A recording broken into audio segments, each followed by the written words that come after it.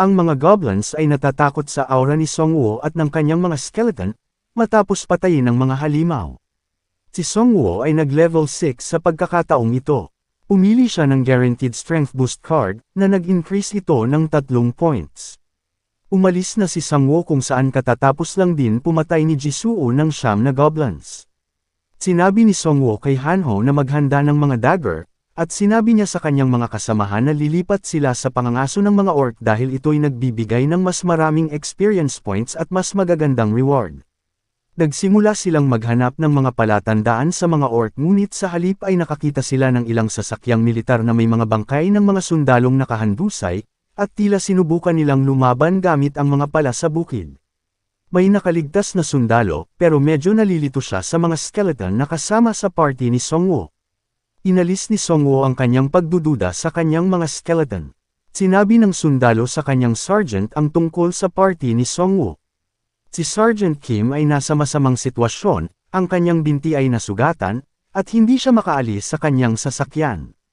Sinaksak pala siya ng maliit na goblin, pero nagawa niyang talunin ang goblin kahit papaano. Nagtanong si Songwoo kung bakit pala ang gamit ng militar sa halip na baril. Sumagot si Sergeant Kim na hindi na gumagana ang mga baril, kaya naman nasa ganitong masamang kalagayan ang militar. Sinabi ni Hanho kay Songwoo kung maaari niyang ibigay ang healing potion sa sergeant, ngunit naisip ni Songwoo na ang pagbibigay ng mga bagay ng libre ay hindi isang magandang pagpipilian. Sinabi sa kanya ni Sergeant Kim na mayroon siyang ilang impormasyon na maaari niyang ipagpalit sa potion. Sinabi niya sa kanila ang tungkol sa mga lobo na kasing laki ng mga toro, at ang buong squad ng militar ay kinain ng mga ito. Mayroon ding 2 asul na QR code na nakita ni Sergeant Kim. Sinabi niya sa kanila na ang isa sa mga QR code ay nasa istasyon ng bus, at ang isa ay nasa subway transfer center. Kung mag-i-scan ang isang player sa mga QR code, mag-i-install ito ng app sa kanilang mga telepono, ang lahat ng ibang mga komunikasyon ay down system na, at ang app na ito ay ang tanging paraan upang makipag-ugnayan sa iba pang mga survivor. Inabot sa kanya ni Songwoo ang healing potion. Sinabi sa kanila ni Sergeant Kim na sasama siyang muli sa kanilang main unit, at maaari niya silang isama. Ngunit inisip ni Songwoo na hindi ito magiging ligtas sa kanila, si Songwoo ay nagbigay sa kanila ng huling babala bilang regalo sa kanilang pagpapalam. Sinabi niya sa kanila ang tungkol sa mga dragon na kumukuha sa mga gumagalaw na sasakyan. Lalong natakot si Sergeant Kim at ang sundalo, ngunit nagpasalamat sila kay Songwoo para sa mahalagang impormasyong ito, at naghiwalay ang magkabilang panig. Nakarating si Songwoo at ang kanyang partido sa istasyon ng bus, at iniskan nila ang QR code na nag-i-install ng app sa kanilang mga telepono. Nag-click si Songwoo sa official announcement, at nakasulat na ang laro ay opisyal na inilunsad ngayon. Sa first round ng pagpili ng kanilang mga class, 2,967,821 ang napili bilang mga manlalaro, at mayroong 1,341,122 na manlalaro ang buhay pa. Ang second round ng pagpili ng class card ay magaganap sa loob ng 3 araw, at ang author ng mensaheng ito ay naghihintay sa bagong aksyon ng humanity sa susunod na round sa pagpili ng card. Pinuksan ni Songwoo ang message board, ngunit wala pang post dahil nagkakahalaga ito ng 1,000 gold para makagawa ng isang post at nangangailangan din ng 100 gold para lang makapag-comment sa mga post. Biglang may nag-pop up, lumalabas na ang ilang mga manlalaro ay umabot na sa level 8, at sila ay kasalukuyang gumagawa ng safe zone sa bawat apartment complex sa Hwasong City. Ang bawat apartment ay malapit sa tinitirhan ni Hanho. Naisip ni Songwoo na kailangan nilang pumunta doon. Medyo may pag-aalinlangan si Songwoo tungkol dito dahil nakarating na sila sa level 8, at siya ay nasa level 6 pa lamang. Nagsimulang magtungo si Songwoo at ang kanyang mga kaibigan sa bawat apartments, may nag-delete sa post, at may lumabas na bagong post, na nagsasabing ang post na iyon ay kalokohan lamang kaya naman tinanggal niya ang post, at sinabihan niya ang mga viewers na huwag pansinin ang kanilang nakaraang post. Makikita natin ang hitsura sa sumulat ng post, na may mahahabang ngipin na parang vampira. Sa lungsod, sinusubukan ng isang ama na protektahan ang kanyang anak na babae mula sa mga goblins gamit ang isang baseball bat. Humihingi siya ng tulong, ngunit walang sinumang tao sa paligid upang tumulong sa kanila. Sasalakayin na ng mga goblin ang ama at ang kanyang anak, ngunit isang lumilipad na kutsilyo ang tumama sa ulo ng isang goblin mula sa likuran. Ito ay galing sa skeleton ni Songwoo, at madali nilang tinapos ang mga goblins. Sinabi sa kanila ni Songwoo na ihahatid sila ng ligtas sa kanilang bahay, ngunit sinabi ng lalaki na malapit lang ang kanyang bahay at lumabas sila upang maghanap ng pagkain. Ibinahagi ni Songwoo ang ilan sa kanyang pagkain sa mga survivors. May dalawang natitirang goblin ang tumatakbo sa basement. Ang basement na ito ay isang dungeon. Tinanong ni Hanho kung kailangan nilang habulin ang mga goblin sa loob ng dungeon o hindi.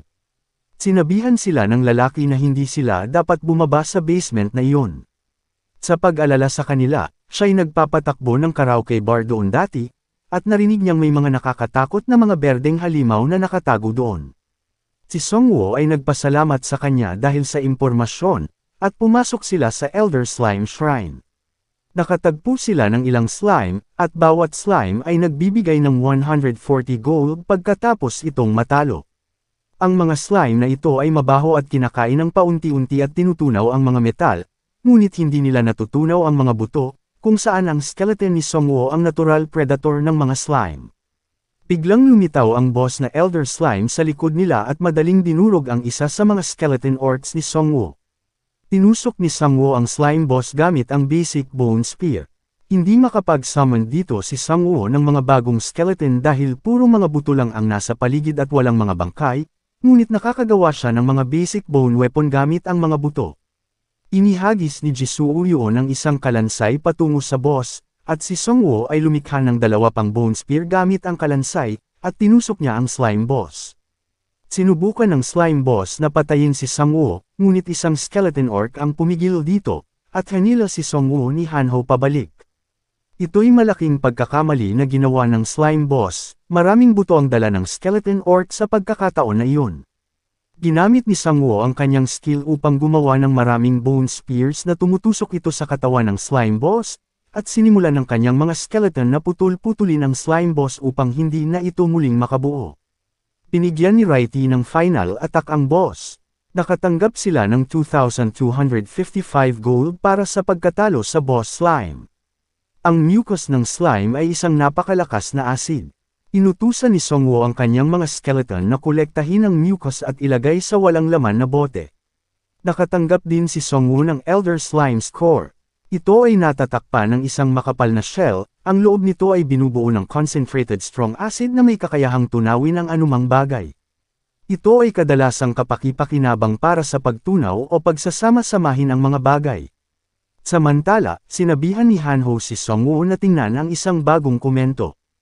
Parang mas naging magulo ang sitwasyon dahil sa post. Ang sinumang dumating sa mga apartments ay matatanggal ang kanyang mga komento. Si Hanho ay natulala ngunit alam din niya na may isang bagay na hindi kapani-paniwalang nangyayari sa mga apartments, at si Songwoo ay may ideya kung ano talaga ang nangyayari doon. Nang gabing yun, pinag-uusapan ng ilang mga thug ang kanilang masamang plano na pumatay ng ibang mga manlalaro. Kung papatay sila ng isang normal na tao, makakatanggap sila ng 500 gold, at kung papatay sila ng isang manlalaro, makakatanggap sila ng 1,000 times na gold depende sa level ng manlalaro. Sa loob ng sasakyan, isang malaking tao ang nagtatanong tungkol sa pagkakakilanlan ng kanilang tunay na boss mula sa kanyang kalbong boss. Ang bald boss ay natatakot, sinabi nito sa kanyang kasama na ang serial killer na si Professor Red ang kanilang tunay na boss. Iniligtas ni Professor Red ang kanyang buhay dahil gusto niyang magtrabaho para sa kanya si Kalbong Thug, at biglang may nararamdaman ang Bone Thug na may nagbabago sa loob niya. Samantala, pabalik sa Slime Dungeon, tinanong ni Songwoo si Hanho kung kaya niyang pumatay ng tao dahil simula ngayon, magiging mas magulo ang lahat. Naalala ni Kalbong Thug ang kanyang nakaraan kung saan tuluyan na siyang naging utusan ng Vampire Lord matapos siyang makagat. Siya ay isang mababang rank ng mga vampira, pinatay at ininom niya ang dugo ng sarili niyang mga kasamahan. Masaya si Professor Red matapos itong masaksihan. Sa kasalukuyan, isang kasamahan ng kalbong vampire ang kumakatok sa pintuan ng sasakyan. Ang kanyang kasamahan ay nag-ulat na nakakuha sila ng kumpirmasyon na ang kanilang bagong biktima ay dumating na. Ayon sa mga komento, 3 sila, at naghihintay sila sa park. Nagsimula na silang magtungo sa grupo ni Songwoo sakay ng kanilang sasakyan. Sinabi ng Bald Vampire na siya ay maswerte at ito ang kanilang ika-17 na biktima. Ang H apartment ay medyo malawak at komplikado, kaya naman madaling maakit ang mga tao doon. Ang mga residente ng apartment ay nananatiling tahimik, na iniisip na lamang na ito ay wala. Ngunit kapag sila ay nauubusan ng biktima, pinupuntirya nila ang mga residente ng apartment. Nakita nila ang tatlong target, at inutusan ng Bald Vampire ang kanyang kasama na banggain sila. Ang tatlong target na iyon ay aktwal na mga bone skeletons lamang, gumawa si Song-woo ng mga bone spear sa skeleton, at tinusok ito sa kotse. Tumagos ang suntok ni Song-woo sa bintana at kinaladkad ang Bald Vampire palabas. Sinubukan ng Bald Vampire na takutin si Song-woo, pero sinipa ni Song-woo ang kanyang bibig. Tinanong siya ni Song-woo tungkol sa dami ng taong pumunta sa itaas. Ang Bald Vampire ay naging isang kumpletong vampira at sinubukang patayin si Song-woo, ngunit pinutol ni Righty ang isang kamay niya. Natakot ang kasamahan ng Bald Vampire pagkatapos makita ito. Tinanong ni Song-woo ang kanyang kasamahan tungkol sa kanilang bilang, at sinabi niya kay Song-woo na may 8 tao sa itaas. Magbubunyag pa sana siya ng higit pang impormasyon, ngunit pinugutan siya ng ulo ng Bald Vampire. Nandidiri sina Han-ho at Jisoo Yoon matapos mapanood ang Bald Vampire na pinatay ang sarili niyang kakampi. Ang putol na braso ng Bald Vampire ay naging matulis na patalim, at nagsimula siyang uminom ng dugo mula sa ulo ng kanyang kasamahan. Nag-regenerate siya pagkatapos uminom ng dugo, at tumaas din ang kanyang mga statistics. Siya ay original na isang 3-star ninja, ngunit siya ay naging isang mababang rank na vampira pagkatapos siyang kagatin ni Professor Red sa kanyang leeg. Kapag ang isang tao ay naging isang vampira, sila ay mananatili sa level 1, ngunit hindi iyon hadlang dahil kung papatay sila ng mga tao sa halip na mga halimaw, maaari nilang ma-absorb ang kanilang mga stats sa pamamagitan ng pag-inom ng kanilang dugo. Inactivate ng Bald Vampire ang Berserk Mode, na pansamantalang tumataas ng 20% sa lahat ng kanyang stats. Ngunit may malaking penalty sa Berserk Mode, na nangyayari pagkatapos magamit ang Berserk Mode, binabawasan nito ang mga stats ng 50% sa loob ng 10 oras. Si Song-woo ay naisip na ang Vampire class na ito ay mas kakilakilabot kaysa sa kanyang Necromancer class, sinabihan ni Song-woo sina Han-ho at Jisoo na sundan lamang siya. Inutusan din niya ang kanyang mga skeleton na atakihin ang vampira, ngunit ito ay mabilis at madaling nakakaiwas sa mga pag-atake ng mga skeleton. Direkta niyang sinalakay si Song-woo, ngunit hinarangan ni Song-woo ang kanyang pag-atake gamit ang kanyang kalasag. Inatake siya ni Jisoo gamit ang kanyang espada, ngunit madaling nakailag si Bald Vampire, at nagsimula silang magpalitan ng mga atake. Naghagi si Han-ho ng mga dagger, ngunit na-deflect lamang ng vampira.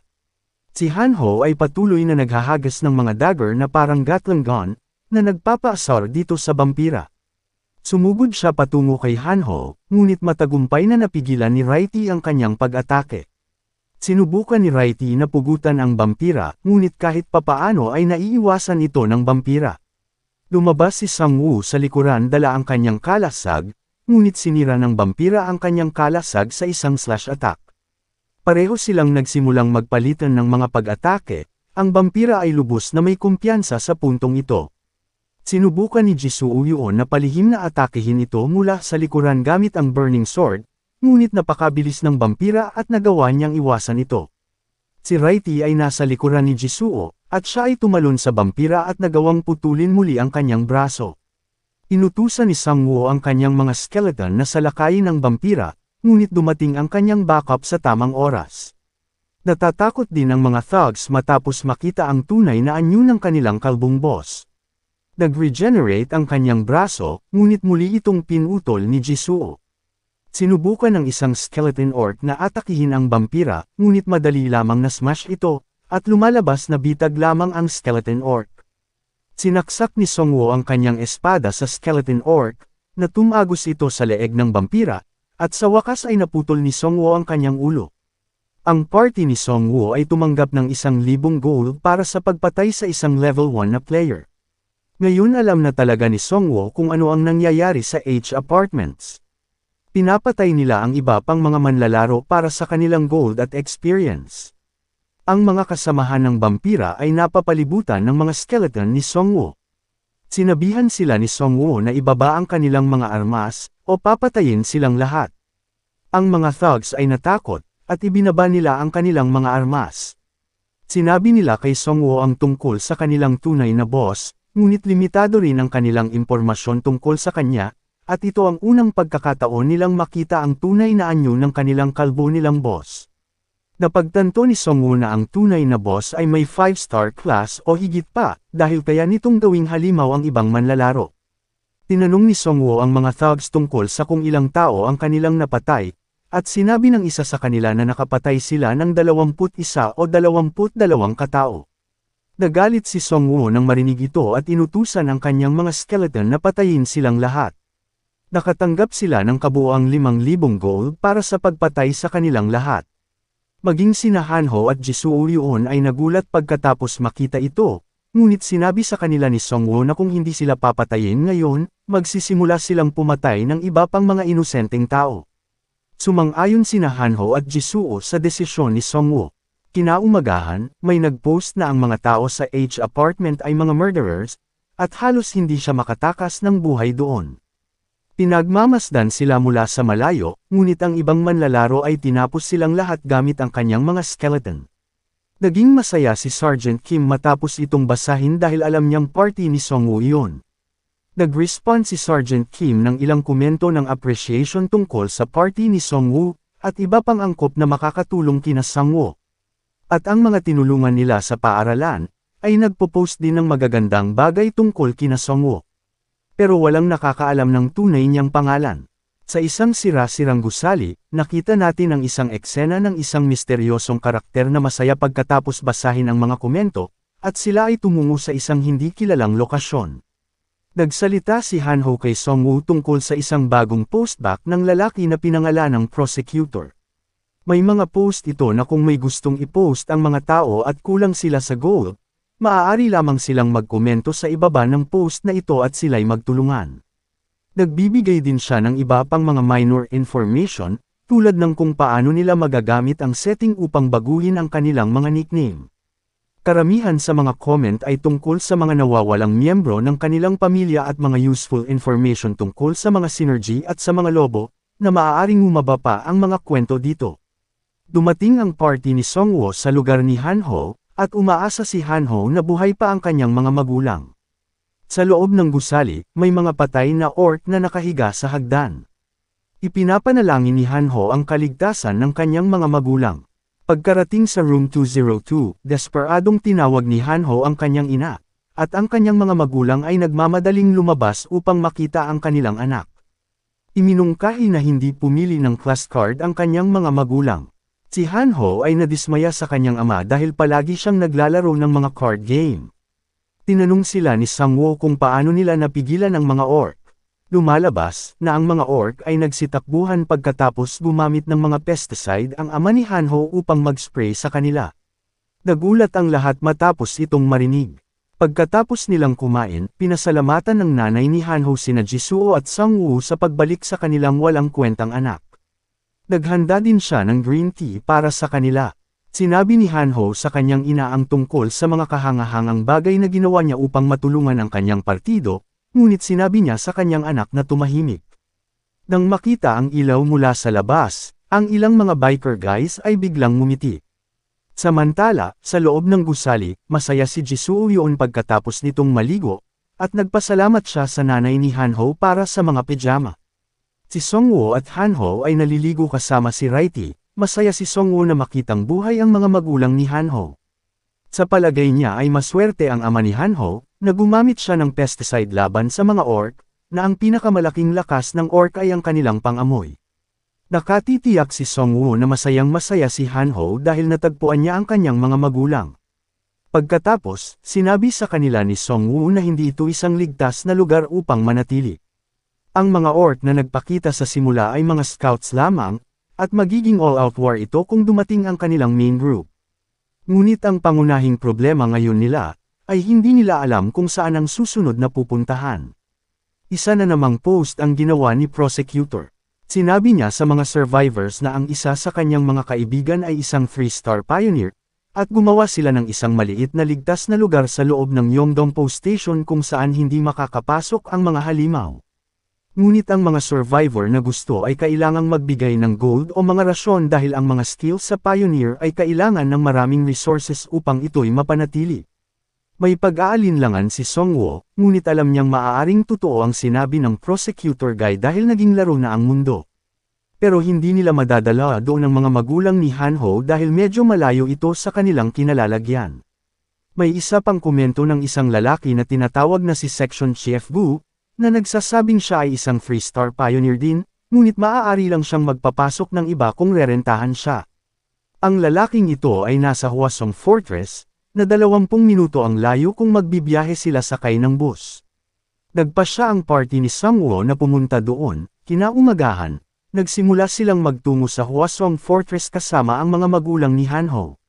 Ipinaalam sa kanila ng tatay ni Hanho ang tungkol sa ilang delinquents na nagnanakaw mula sa iba pang mga survivors, kaya medyo nag-aalala siya tungkol sa mga third-rate na delinquents na nag-aamok. Hindi nagtagal, dumating ang ilang delinquent sa kanilang lokasyon sakay ng kanilang mga motorbike. Si Akaki, na isang delinquenteng babae, ay tinawag silang mga kido at sinabihan silang ibigay ang kanilang mga resources at gold, na medyo nainis doon si Songwoo. Uutusan na sana ni Songwoo ang kanyang mga skeleton, na nagtatago sa isang gusali sa likuran niya, ngunit bigla silang nakarinig ng tunog, at lahat ng mga delinquent ay tumakbo. Di nagtagal, dumating ang isang grupo ng mga higanteng lobo, ngunit hindi nila sinalakay ang partido nila Songwoo at wala ito sa kanilang isip. Dehado ang party ni Songwoo, kaya sinabihan niya ang kanyang mga kasama na dahan-dahang umatras. Matapos makapasok sa loob ng gusali, sinubukan ng isa sa mga lobo na umatake, ngunit gumamit si Songwoo ng matalinong paraan at naghagis ng bote na puno ng putik sa mukha ng lobo. Ang kanyang mga skeleton ay nagsimulang maghagis ng mga bone spear sa lobo, at ito'y namatay. Sinubukan ng pangalawang lobo na tumakas, ngunit sinubukan siyang pigilan ng isa sa mga skeleton ni Songwoo. Kinagat ng lobo ang skeleton, ngunit ito ay isang bitag lamang, at ang bibig ng lobo ay napuno ng slime liquid. Tumalon si Righty patungo sa naghihingalong lobo at tinapos siya ng isang atake. Ang huling lobo ay natakot pagkatapos makita ito, ngunit ito'y natusok sa mga bone spears. Nakatanggap sila ng 240 gold sa bawat lobo na kanilang pinatay, at ang level ni Songwoo ay tumaas sa level 7. Medyo nag-aalala si Jisoo yun dahil sa tingin niya ay nagiging pabigat sila kay Songwoo, ngunit sinabi ni Songwoo na nakakatulong sila. Gayunpaman, nag-aalinlangan siya sa improvement ni Hanho. Sinubukan ni Songwoo na buhayin ang lobo, ngunit ang kanyang level ay medyo mababa pa para doon. Kinaumagahan, isang helicopter ang sinusundan ng ilang mga dragon. Biglang lumitaw sa harap nila ang isang field boss dragon alpha male, at madali nitong sinira ang helicopter. Si Songwoo at ang kanyang mga kaibigan ay nakita ito mula sa isang bintana, at sa tingin nila kahit ang mga army ay hindi kaya ang mga halimaw na ito. Hindi makalabas ang party ni Songwoo dahil may mga dragon na natutulog sa itaas ng rooftop. Si Songwoo ay nagmungkahi na magpahinga muna, at aalis sila kapag umalis na ang mga dragon. Gabi na, at ang mga dragons ay natutulog pa rin sa rooftop. Biglang may nag-pop-up na mensahe, na nagsasabi sa kanila na dapat silang pumili ng class card para tulungan silang mabuhay sa apocalypse na ito. Sinabihan ni Hanho ang kanyang mga magulang na pumili ng card na may pinakamaraming bituin. Sa pagkakataong ito, magsisimula ang 15 seconds countdown, at lalabas ang mga card sa harap nila. Ang mga kaparehong card na ito ay ibinibigay din sa iba pang mga survivors, at nawawala ang mga ito kapag nakapili na sila. Sinusubukan ni Hanho ang kanyang makakaya upang makahanap ng card na may pinakamaraming bituin, ngunit iniisip ni Songwoo na hindi magandang option ang simpleng pagpili ng card na may pinakamaraming bituin. Dapat siyang pumili ng card na may combination sa kanyang Necromancer class. Pumili si Songwoo ng isang 3-star na Dark Mage Link card, at pinagsama ito sa kanyang Necromancer class, na nagbibigay sa kanya ng mga bagong skills. Nakakuha siya ng skill na tinatawag na Death Aura, na ito'y buff sa kanyang mga skeleton at pinapahina naman ang kanyang mga kalaban. Sinubukan ni Hanho na pumili ng isang 4-star card, ngunit may ibang pumili nito bago pa siya, at aksidente niyang natap ang isang 1-star priest card.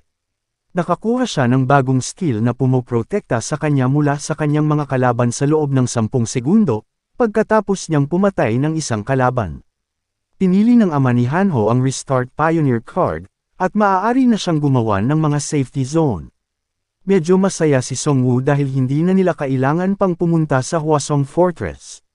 At dito muna matatapos ang ating recap. Huwag kalimutan ang mag-subscribe para laging updated sa mga bago nating video. Maraming salamat.